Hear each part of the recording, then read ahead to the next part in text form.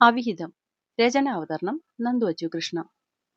കവിളിൽ തട്ടിയും ദേഹം കുലുക്കിയുമൊക്കെ വിളിച്ചിട്ടും അവൾ അനങ്ങുന്നില്ലെന്ന് കണ്ടതും ആദിയുടെ ചെന്നിലൂടെ വിയർപ്പ് താഴേക്കൊഴുകി തുടങ്ങി. സഹായത്തിനായവൻ ഒരുപാട് ചുറ്റും നോക്കിയെങ്കിലും കണ്ണെത്താ ദൂരത്തോളം സന്ധ്യ മയങ്ങി കിടക്കുന്നതല്ലാതെ പെട്ടെന്ന് അവൻ ആരെയും കണ്ടില്ല. ആദിക്ക് അവളെ ഇവളോട്ട് വിളിച്ചുകൊണ്ട് വരാൻ പറ്റിയ നിമിഷം ആലോചിച്ച് വല്ലാത്ത കുറ്റബോധം തോന്നി. പെണ്ണ് അല്പസ്വല്പം പേടിച്ചോളിയാന്നറിയാമായിരുന്നെങ്കിലും ഇത്രയും വലിയ ഭീരുവാണെന്ന് അവൻ അറിയാൻ വയ്യായിരുന്നു. സ്വപ്നത്തിൽ പോലും അവൻ അങ്ങനെ കരുതിയിരുന്നില്ല. അല്ലെങ്കിൽ പിന്നെ ഈ കാവ് കാണുമ്പോഴേ അവൾ തലകറങ്ങി വീഴുമോ? അല്ല, ഇനിയിപ്പോൾ അവൾ എത്ര പേടിച്ചോറിയായിരുന്നെങ്കിലും അവൻ അവൾ ഇങ്ങോട്ടേക്ക് കൊണ്ടുവരികയായിരുന്നുള്ളൂ. അത് വേറൊന്നും കൊണ്ടല്ല, അവന്റെ അറിവിൽ മാനും മാഞ്ചാതിയുമില്ലാതെ പെട്ടെന്ന് കേറി വരാൻ ഇടയില്ലാത്ത ഒരേയൊരു സ്ഥലം ഇവിടെ മാത്രമാണ്. അതാണിപ്പോൾ മുട്ടൻ പണിയായിട്ട് മുന്നിൽ വന്നു നിൽക്കുന്നത്.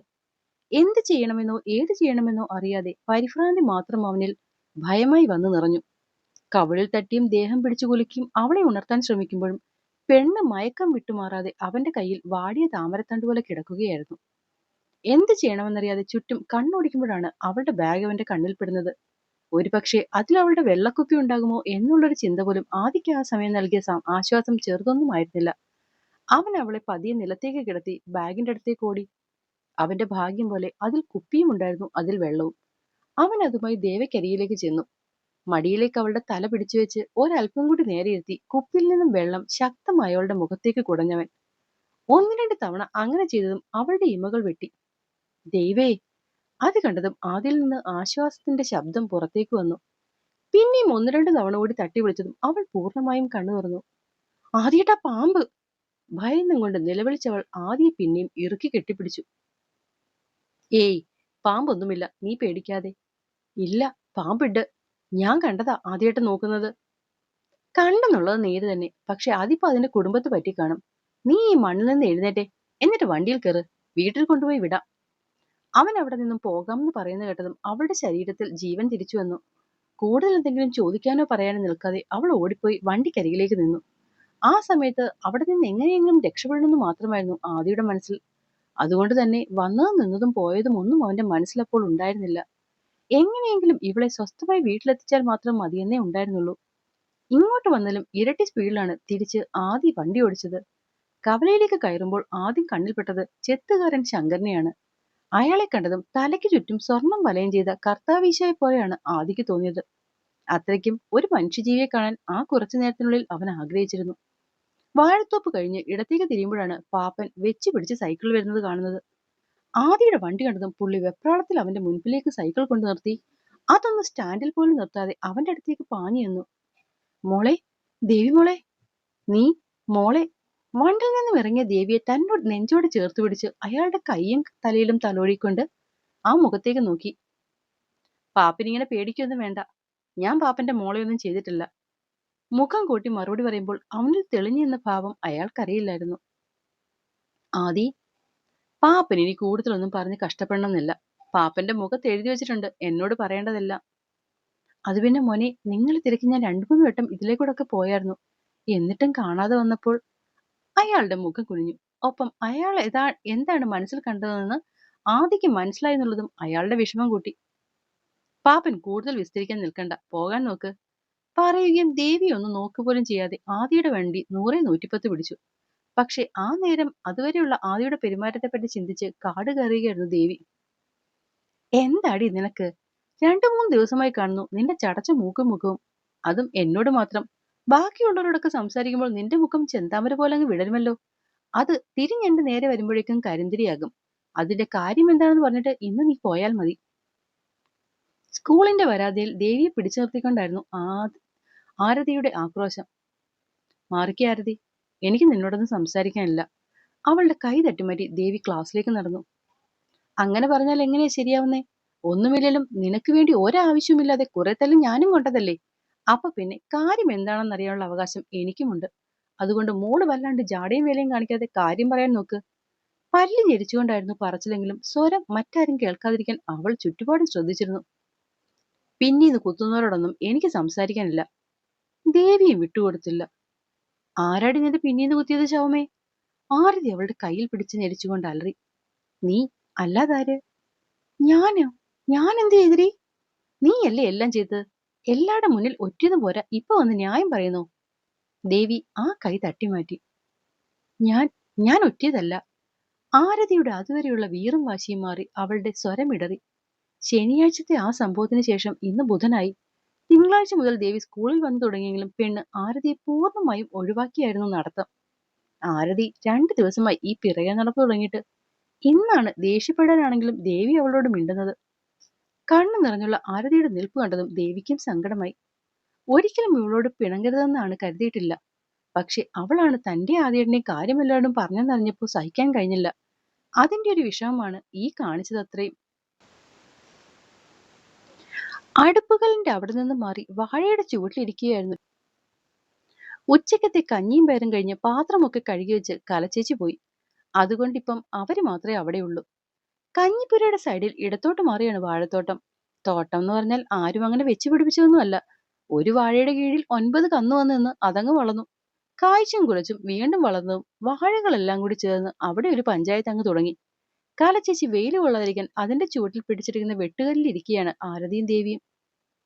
എന്നാലും നീ എന്നെപ്പറ്റി അങ്ങനെയൊക്കെ പറഞ്ഞു കളഞ്ഞല്ലോ ദേവി. ഒന്നുമല്ലെങ്കിലും ഞാൻ നിന്റെ ഒരു ബെസ്റ്റ് ഫ്രണ്ട് ആയിരുന്നില്ലേ? ആ എന്നെയാണ് നീ. എനിക്കിത് സഹിക്കുന്നില്ല ദേവി. പറയുന്നതിനൊപ്പം തന്നെ വലിയ വയലിൽ നിലവിളി അകവടിയായി പുറകെയുണ്ട്. ഇതിപ്പോ തുടങ്ങിയിട്ട് കുറച്ചു നേരമായി. ക്ലാസിന്റെ സൈഡിലും വരാന്തയിൽ നിന്നുള്ള ഈ കാറൽ കാരണമാണ് ദേവിക്ക് അവളെയും കൂട്ടി കഞ്ഞിപ്പുരയുടെ പുറകിൽ വരേണ്ടി വന്നത്. ആരതി, ഞാൻ പറയുന്ന ഒന്ന് കേൾക്ക്. വേണ്ട, എനിക്കിനി നീ പറയുന്നൊരു ചുക്കും ചുണ്ണാമ്പും കേൾക്കണ്ട. അല്ലേലും ഞാൻ മണ്ടി. ഒക്കെ നിന്റെ നല്ലതിനു വേണ്ടി ചെയ്തിട്ട് ഞാനിപ്പോ എല്ലാവർക്കും പുറംകൊല്ലി. നിനക്കറിയാമോ, അച്ഛനും അമ്മയും എന്നോട് വേണ്ടിയിട്ട് 4 ദിവസമായി. ആദ്യേട്ടനാണെങ്കിൽ എന്നെപ്പോലെ ഒരാൾ ആ വീട്ടിലുണ്ടെന്ന് പോലുമില്ല. അങ്ങനെ എല്ലാവരുടെയും വെറുപ്പ് വാങ്ങിയാണ് ഞാനിപ്പോ ഈ വീട്ടിൽ ജീവിക്കുന്നത്. അതൊക്കെ ആർക്കു വേണ്ടിയാണ് പറയടി. ആരതി, ദേവിയുടെ കണ്ണു നിറഞ്ഞു. ഇതെങ്ങാനും പുറത്തറിഞ്ഞാൽ ഇങ്ങനെയൊക്കെ ഉണ്ടാകുമെന്ന് എനിക്കറിയില്ലായിരുന്നു. എന്നിട്ടും ഞാൻ ഇതൊക്കെ ചെയ്തത് ആർക്കു വേണ്ടിയായിരുന്നു? നിനക്ക് നിനക്ക് വേണ്ടി മാത്രം. അങ്ങനെ ഞാൻ എന്റെ വേണ്ടപ്പെട്ടവരെ എല്ലാം വെറുപ്പിച്ച് നിനക്ക് വേണ്ടി നിന്നപ്പോൾ ഞാൻ നിനക്ക് യൂദാസ് അല്ലേ? പിന്നിൽ നിന്ന് കുത്തുന്നവൾ അല്ലേ? കണ്ണിൽ ചോരയില്ലാത്തവൾ, കൂട്ടുകാരിയെ ഒറ്റവൾ അല്ലേടി? പറയടി, എന്നെ ഇനി എന്ത് വിളിക്കാൻ നീ ബാക്കിയുണ്ട്? ഒന്നുമല്ലെങ്കിലും ആ യൂദാസിന് ഒറ്റിയപ്പോൾ 30 വെള്ളിക്കാശെങ്കിലും കിട്ടി. എനിക്ക് എന്ത് ഒലക്കടി പുല്ല് ഇവിടെ നിന്ന് കിട്ടിയത്? പറയടി. ആരതി നിന്ന് വിറക്കിയായിരുന്നു. ആ, പിന്നെ കിട്ടിയില്ലെന്നൊന്നും പറയല്ലേ, കിട്ടിയിട്ടുണ്ട്. അതും നല്ല കട്ടിക്ക്. ദാ നോക്ക് നീ. യൂണിഫോമിന്റെ പച്ച പാവാട പൊക്കിയതും കണ്ടു ചൂരലിൽ വരഞ്ഞ പാടുകൾ. അമ്മയുടെ സമ്മാനമാ. അച്ഛൻ പിന്നെ മിണ്ടാ സമരമാ. ആരതി, ഡാ. എന്തോന്ന് കാരതി? എടി പുല്ലെ, പ്രേമിച്ചത് നീ, പുറകെ ഒലിപ്പിച്ചുകൊണ്ട് നടന്നത് നീ, എന്നിട്ട് ഒക്കെ പേരുടെ തല്ലും ചീത്തകളും എനിക്കും എന്റെ ഏട്ടനും അല്ലേ?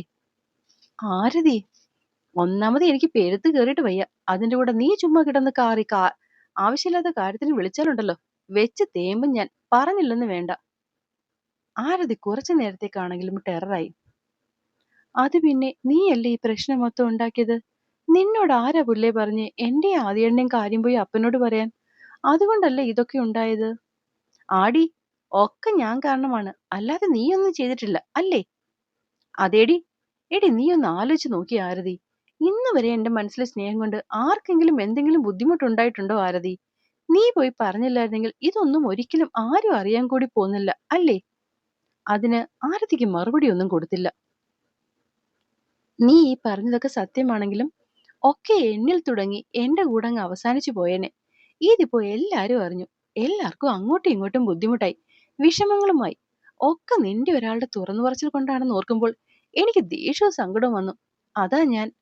മുഖം പൊത്തി കരയുന്നവളെ അനുതാപത്തോടെ ആരതി നോക്കി. നീ ഈ പറയുന്നതെല്ലാം സത്യമാണ് ദേവി. പക്ഷെ ഒരിക്കലും അത് ഇങ്ങനെയൊക്കെ ആകുമെന്ന് ഞാൻ കരുതിയില്ല. പാപ്പനോട് പോയി പറയുമ്പോൾ എന്റെ മനസ്സിലത് നീയും പാപ്പനും മാത്രം വരുന്ന സീനാണ്. അതിൽ ആ നേരം പുറത്തുനിന്ന് ആരുമില്ല. എനിക്കറിയാം ഈ ലോകത്ത് നിനക്ക് ഏറ്റവും കൂടുതൽ ഇഷ്ടം നിന്റെ അപ്പനെയാണെന്ന്. അങ്ങനെയുള്ളപ്പോൾ പാപ്പ നിന്നെ ഉപദേശിക്കുകയാണെങ്കിൽ നീ ഒക്കെ മറന്ന് പഴയതുപോലെ പഠിക്കുമെന്ന് ഞാൻ കരുതി. പാപ്പന്റെ ഏറ്റവും വലിയ ആഗ്രഹമാണ് ദേവി നീ പഠിച്ച് നിനക്കൊരു ജോലി കിട്ടുക എന്നത്. ആ ആഗ്രഹം പാപ്പൻ തന്നെ നിന്നോട് വീണ്ടും വീണ്ടും പറയുമ്പോൾ ഇപ്പൊ നിന്റെ മനസ്സിലുള്ള ഈ പ്രേമമൊക്കെ പടികടന്നു പോകുമെന്ന് ഞാൻ കരുതിപ്പോയി. നീ വീണ്ടും പഠിത്തത്തിൽ മാത്രം ശ്രദ്ധിക്കുമെന്ന് തോന്നിപ്പോയി. അതുകൊണ്ട് മാത്രം ചെയ്തു പോയതാ ദേവി. അല്ലാതെ നിന്നെ ഇപ്പൊ മറ്റുള്ളവരുടെ മുന്നിൽ അപമാനിക്കാനോ എല്ലാവരുടെയും മുന്നിൽ നിന്റെ പ്രേമം വെളിപ്പെടുത്താനൊന്നും ഞാൻ ആഗ്രഹിച്ചിട്ടില്ല. ഈ ജന്മം നിനക്ക് സങ്കടം വരുന്ന ഒന്നും ഞാൻ ചെയ്യാൻ ആഗ്രഹിക്കരുതേ. കാരണം അത്രയ്ക്ക് ഇഷ്ടമാണ് എനിക്ക് നിന്നെ. ഇനിയെങ്കിലും എന്നെ ഒന്ന് വിശ്വസിക്കുന്നേ. സർവം തകർന്ന പോലെ വല്ലാത്ത നിരാശയോടെ ആരതി ദേവിയെ കൈകൂപ്പി നോക്കിയിരുന്നു. അത് കണ്ടതും ആ കയ്യിൽ പിടിച്ച് ദേവി പിന്നെയും കരയാൻ തുടങ്ങി. കരയല്ലേ ദേവി നീ.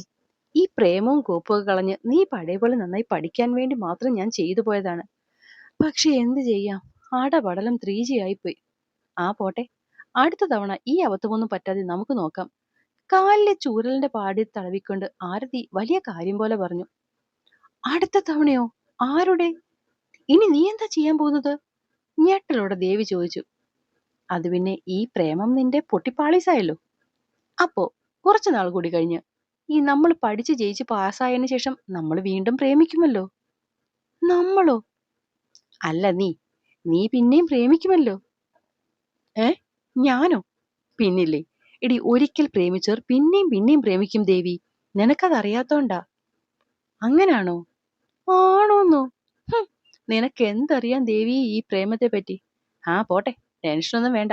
ഇതാദ്യമായോണ്ടാ നിന്റെ ഈ പേടി. സമയം കിടക്കുവല്ലേ, ഒക്കെ പതിയെ പതിയെ ശീലമായിക്കോളും. സമയോ? ആർക്ക്? അന്താളിപ്പോടെ ദേവി ഒന്നും മനസ്സിലാക്കാതെ ആരതിയെ നോക്കി കണ്ണും മിഴിച്ചു നിന്നു. അത് പിന്നെ ദേവി, ഈ പ്രേമം എന്ന് പറയുന്നത് ഈ ചക്കരക്കുടം പോലാണല്ലോ. നമ്മൾ യൗവനയുക്തരായ കീടങ്ങൾ തേനീച്ചയും. അങ്ങനെ നോക്കുമ്പോൾ ചക്കരക്കുടം കണ്ടാൽ നക്കാത്ത ഏതെങ്കിലും തേനീച്ചയുണ്ടോ? പറഞ്ഞു തീരുകയും ആരതിയുടെ നെടുംപുറത്ത് അവളുടെ കൈ വീണ് കഴിഞ്ഞിരുന്നു. അപ്പോൾ എന്നെ കേൾക്കുകയും വായിക്കുകയും ചെയ്യുന്ന എൻ്റെ കൂട്ടുകാർക്ക് കഥ ഇഷ്ടമാകുന്നുണ്ടെങ്കിൽ ഒന്ന് സബ്സ്ക്രൈബ് ചെയ്ത് സപ്പോർട്ട് ചെയ്യണേ. നന്ദി.